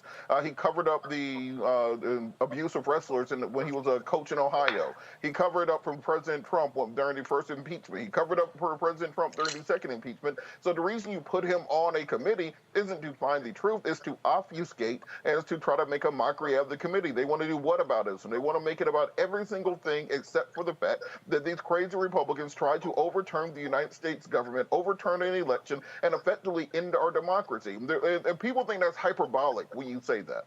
But let's look at what would have happened if they had succeeded. What was the conscious object of what these people were trying to do? Their attempt was to disrupt a congressional proceeding, to stop the counting of electoral votes and the certification of the election, and prevent Joe Biden from taking office. That is treason. That is literally the definition of treason.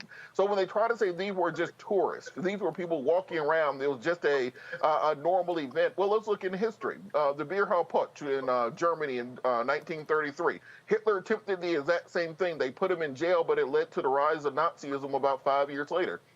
Mussolini in Italy. They literally just walked into they stormed the legislature, stormed the prime minister's residence, and they just put Mussolini in charge of the country. That's what happens when people storm capitals like this. 1799 in France, Le coup d'état de 18 premiers au Château de Saint-Cloud in 1799. Napoleon locked the entirety of the legislature inside of a building and then put his brother in charge. They dissolved the First French Republic and established the directory, dissolved the consulate, making him the directory, making him the first consulate. He then had a coup against Abbé de Saïs, making him the emperor of France. It was literally a coup inside of a coup. So anytime we've seen this happen in history, it has never turned out well. So the idea of trying to torpedo this and try to have subterfuge means that they do not want to have a real hearing.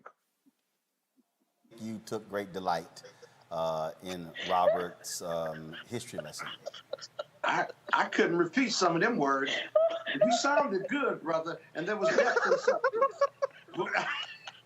You lost me with that French shit. You sounded good. At the point that he said the Le Coup d'etat, I said, oh, that's right, the Le he's Coup on one today. I'm so glad I know all these smart people. My God. He went trilingual on us. Go ahead, Robert. Go ahead. We done with this topic. I dare somebody else to say something. Too. Say it again. Well, I think the entire point. The entire point is.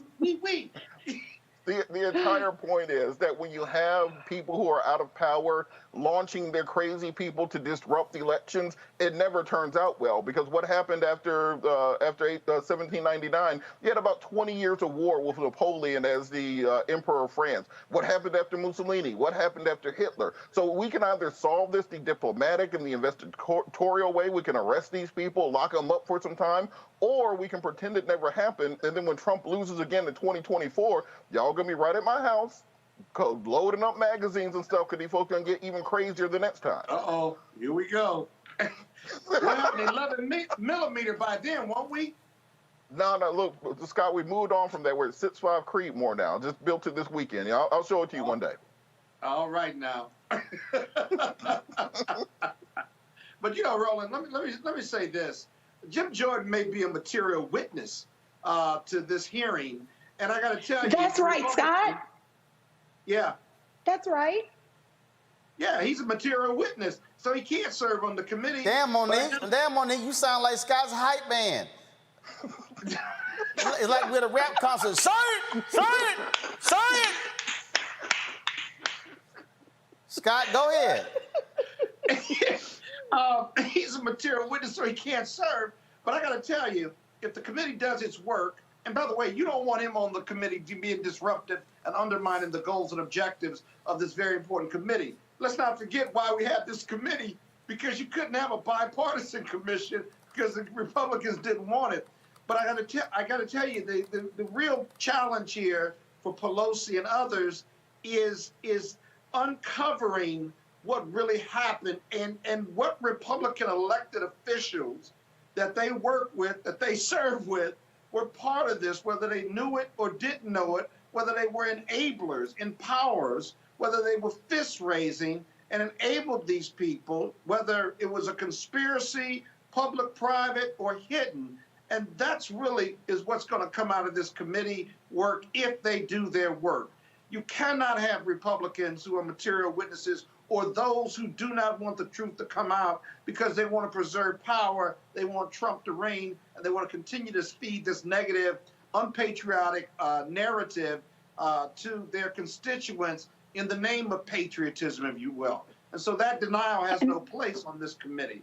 And so it's not you so know much what who else gets has on no the place? committee. You know what it is? It's how this work plays out and how cooperative they can work together in getting to the truth. That's going to be an ongoing challenge for Pelosi and the chair of this commission. I agree with my Haitian French brother. I agree with my distinguished legal colleague. There is also another reason why obviously Speaker Pelosi did not want him on here. Nobody wants all that non-blazer wearing, sweaty shirt having, rolled up sleeves with all that hollering. Nobody's trying, not with this important committee. Do that when your people put you on there to obfuscate and make a fool out of yourself and act like a low moron. Don't come with all that here. We don't need to see you sweating like that. We're not trying to be yelled at like that. And then you have no decorum. You don't wear a blazer. I mean, these are the things that matter so that we can have some good TV out of this, even if they can't save anything with the January 6th Inquisition. So obviously, there were multiple reasons, Scott's reasons, Robert's reasons, and mine, the enlightened ones, about why he couldn't be on. It wasn't his turn. And look, did she say that? Look, there's an easy way to take care of this, quite frankly. If Nancy Pelosi just says that all your Republicans have to be drug tested before the hearing, they'll withdraw their own name. You guys are fine. They be coming up zeros. They be coming up Couldn't zeros. get nobody on there. Yep. Oh gosh. I bet you marijuana would be legal federally real quick right then. Oh no, they're going straight to crack. Jim Jordan's on a whole nother level. We can't help with everything. Yeah, that boy be intense. Well, No, you're going to have has large pores. He has large pores. Oh, stop it. But you're right about one thing. The gravitas for this commission, the seriousness of purpose is so important. And when you get Jim Jordan, you get a clown show. And that's what the Republicans like to see. It will undermine the seriousness. And that may not be the only reason, but that's also a very important reason, because the American public has to take this seriously. These hearings are going to be televised, and we're going to get to the truth, and it's going to lead right to the Republicans and to undermine what they say is why they want to move on. We're going to get to the ugliness of American and Republican conspiracies. That's going to come, because nothing like this happens without the ugliness of conspiracy and the worst part of what they view as protecting democracy, and how these people really believe they were storming, for lack of a better word, they were storming the Bastille, Robert, if you will. And they deeply believed that. And they had purposeness too. That's not an accident. They were fed that, and they were trained in that regard, and they came with weapons and prepared to alter. And by the way, to alter the outcome of the proceeding. And by the way, it's against federal law too, by the way, not just against the Constitution. Trying to interrupt that proceeding to stop someone, to stop the business of Congress, is a federal offense. Let's not forget that, whether they were charged or not. Just think about how gullible you have to be as a human being to think that the president who just lost his first election by 3 million votes and just let 500,000 people die on his watch, and then lost by 7 million votes, you can't get it through your head, the idea that he lost, and you think that it's actually been stolen from him. These people deep down legitimately believed that their whole election had been stolen from them, and that this is the only thing they could do to save their nation, despite 500,000 people being in the ground. This is a whole new type of politics we're dealing with, and people who are we'll say unreasonable at best. It's a cult. It's a political cult, right? And these people travel around the world to hear Trump. Trump says the same thing over and over again. And I got to tell you, it is a cult-like following where it was. This is the Guyana tragedy. This is Jim Jones. Exactly. They just drink the Kool-Aid. But the other thing that Roland says is that you can't talk logic or intellectual capacity here. These are just, you tell me what, they feed them this line, and then that's it. Facts don't matter. Law doesn't matter. That's what Trump told me. That's what Jim Jordan told me. And I'm going with it blindly. And it's the more ignorance. It's not dumb. It's just the ignorance of those parts of America, and the suffering that they're in. Remember, many of them voted for Obama, but now it's gotten worse in the sense that their life themselves, whether it's economically, socially, racially, what have you, is in such despair because their life doesn't match up with the white privilege and the white privilege messaging that the Republicans have fed them. And so they're frustrated economically and financially, and then they're left with the hold on to anything. QAnon, the Republican Party, McCarthy, Trump, all of these things that make them feel better about their white privilege and better about their whiteness, even to the detriment of our democracy, our Constitution, and what we know is righteous and true, and really represents the worst of America, even though what they're being fed in the directive, it talks about patriotism, when it's really just politics and power and racism. Well, Scott, you reminded me. I met a guy this weekend up in Dalton, Georgia. His name was Henry. He was a self-described toothless redneck. He came over, shook my hand, and wanted to introduce himself as a toothless redneck. That's what he said.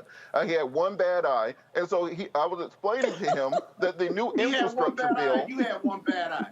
Yeah, look, he has one bad eye. So I was explaining to him that the new infrastructure bill included dental and vision care being added in on the federal level to Medicare. So Democrats are trying to help him to have teeth and be able to see.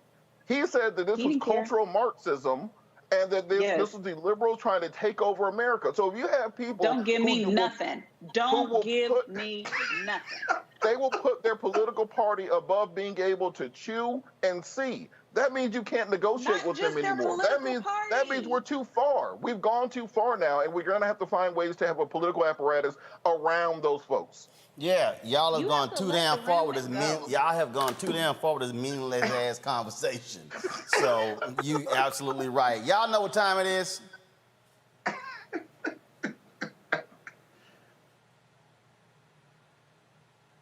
No charcoal grills are allowed. I'm white. I got you, Carl. Yeah, illegally selling water without a permit. permit on my property. Whoa! Hey! Give us your address. You don't live here. I'm uncomfortable.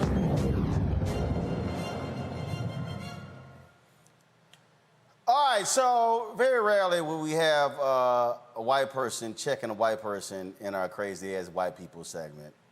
But I think that this airline worker clearly embodies why this segment was created.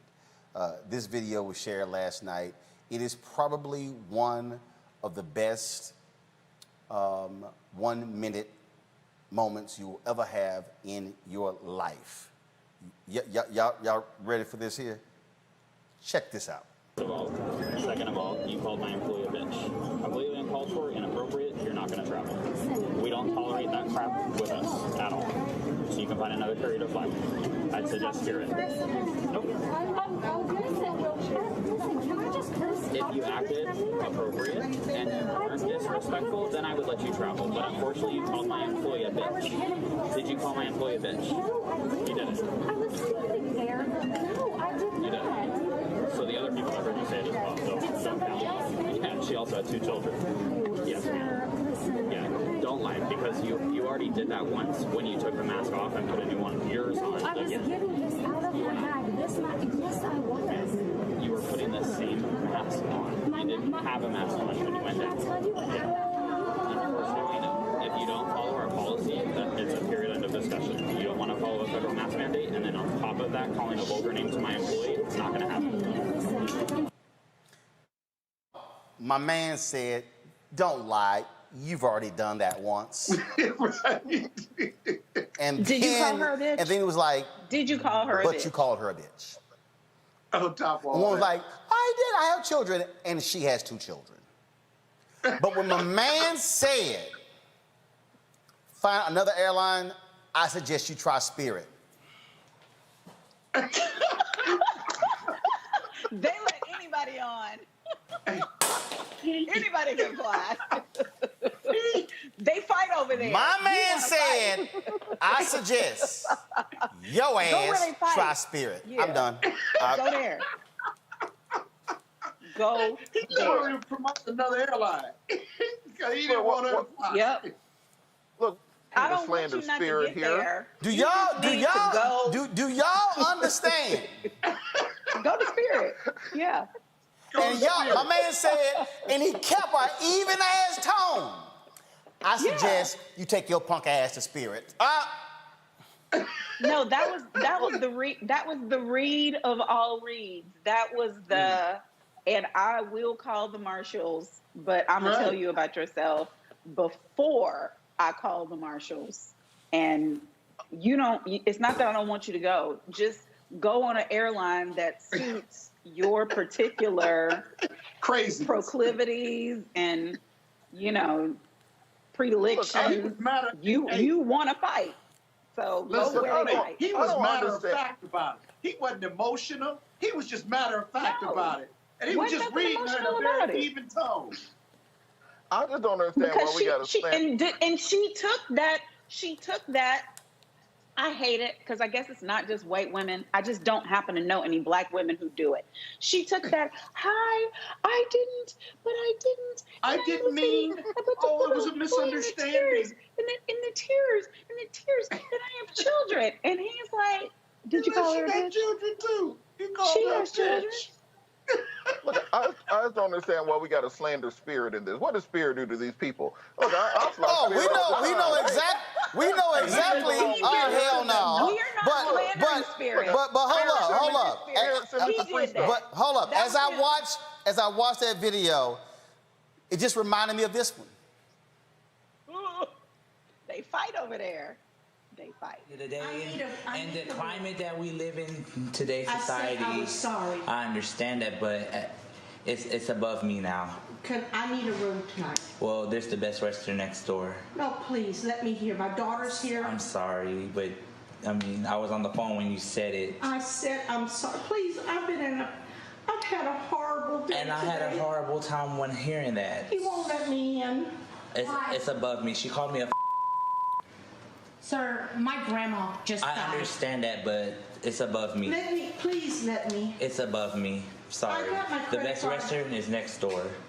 Sir, the rest of our family I understand that, but it's above me. Please. I She apologize. said what she said. I understand that. I understand. She's very...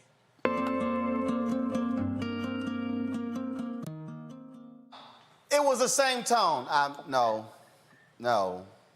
It's above me. It's above me. You called her a bitch. It's above me. No, you. Yes, and so no, actually, you wouldn't put your mask on, and so you don't want to follow airline policy. No, you're not getting on this plane, and I suggest you find another airline. I suggest you fly Spirit. Spirit. Spirit, I ain't got no problem with y'all. Spirit has never done me wrong. I would like Spirit to give me some free miles and whatnot also. So Spirit, if y'all need like a spokesperson, I'm here for you. Now Frontier, that's ghetto. But Spirit is fine. I don't know why y'all keep talking about Spirit.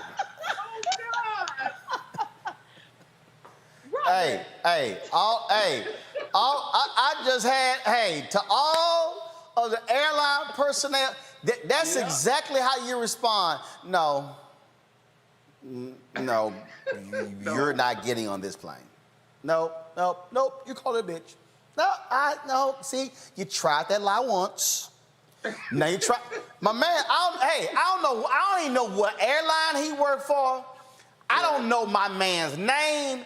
I know he didn't work for Spirit. Y'all need to give that man a raise for what he just did in dealing with her ignorant ass. See, all these people, they running around here, they don't want to put masks on, they ain't trying to take a vaccine. I'm telling you, the only way that video could have been better if they shot it right, which was horizontal, but they shot it vertical. So just do me a favor, please always shoot videos horizontal, so therefore it fills the whole screen. So we now have the black bars on each side. See, you got the black bars on each side when you shoot vertical. Go horizontal versus vertical. So I just had to play that one. That was absolutely fantastic. All right, folks. We lost a couple of great brothers. Sam Bell-Navis, a motorsports pioneer and leader in NASCAR diversity efforts, passed away at the age of 81. Bell-Navis was a trailblazer as a black general manager and team owner in NASCAR. He introduced the National Guard as a sponsor of his team, Bell Kart Racing.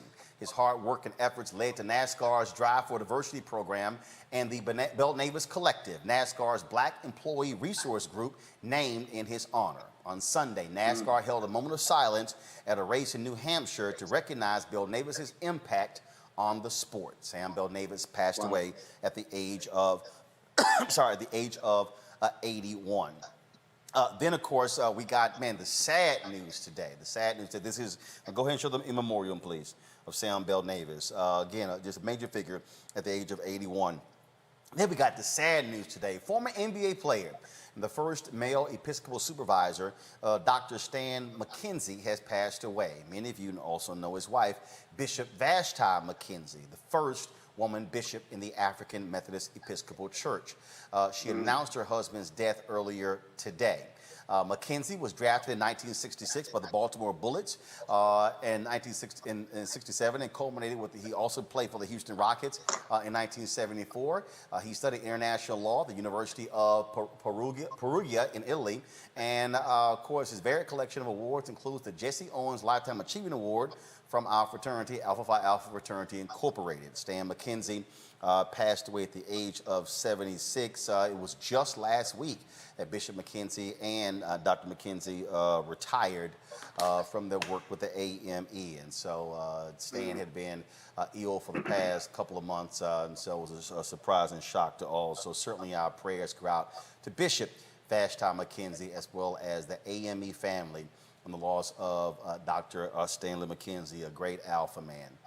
Folks, that is it for us. We certainly appreciate all of you being with us. Robert, Monique, and Scott, thank you very much for being on today's panel, folks. If y'all want to support what we do, there's some great things that we do here at Roland Martin Unfiltered with the coverage that we do. Again, being at today's news conference today, Congressional Black Caucus. Tomorrow we're going to be covering the action taking place here on Capitol Hill, protesting for voting rights. And don't forget, folks, we're going to be in Texas beginning on Tuesday And in fact, we're also going to be at Howard University on Tuesday for a short film dealing with COVID. And we're going to actually be I'm going to be on the panel. I'm going to be streaming that as well. And so this is the kind of stuff that we're doing here at Roland Martin Unfiltered. Henry, you go to that wider shot. And so I just want to show y'all. So we're putting together something amazing here. We're building out the studio. I can't wait to show. Now stop right there. I don't want you to show no more. I don't want to show no more. When y'all, trust me, when y'all, this ain't even, y'all saw the control room. You chose the control room. You can take that shot. You see this here? Y'all, this ain't even 25% of what this space is gonna look like and what we are about to do. Y'all, I'm telling y'all, I cannot wait. I cannot wait to let y'all know what we have got planned. We've got some amazing stuff that we got planned. I'm telling you, it's gonna blow y'all away. It's gonna blow you away, but your support is critical. You are our fans. Y'all have been helping us, supporting us, standing with us, and we appreciate all of that. And so we want y'all to support us by joining our Bring the Funk fan club, where every dollar you give goes to support this show and what we do. Y'all see on our set, these are the pieces. Art pieces that were done by artist Leroy Campbell. Leroy's in Mexico right now celebrating his 65th birthday. But this is just the beginning. That's all I'm gonna say. So please support our Bring the Funk fan club. Our goal is to get 20,000 of our fans contributing at least $50 each. Some people have given more, some people have given less. We appreciate every single dollar. You can join our Bring the Funk fan club via Cash App, which is $RM Unfiltered, PayPal.me/R Martin Unfiltered, Venmo.com is RM Unfiltered, Zelle is Roland at RolandSMartin.com. And some of y'all are probably saying, man, hold up, he get to walk around, all that sort of stuff. And so absolutely. And so as I told y'all, Henry, did we change the camera? Did we change it? Go ahead. So we're in the, go ahead and turn around. So this is the control. We gave y'all the shot earlier, the control room. We got some great stuff. I'm telling y'all, it's gonna blow y'all away. The great stuff we got planned. And so support us in what you can. If you give on YouTube, remember, we only get 55 cents on every dollar. So if you give us the direct, we get all the money. And so that's it for us. Robert, Scott, Monique, thanks a bunch. I'm going to shut us down. We're in the control room. I'm going to see y'all tomorrow right here on Roland Martin Unfiltered.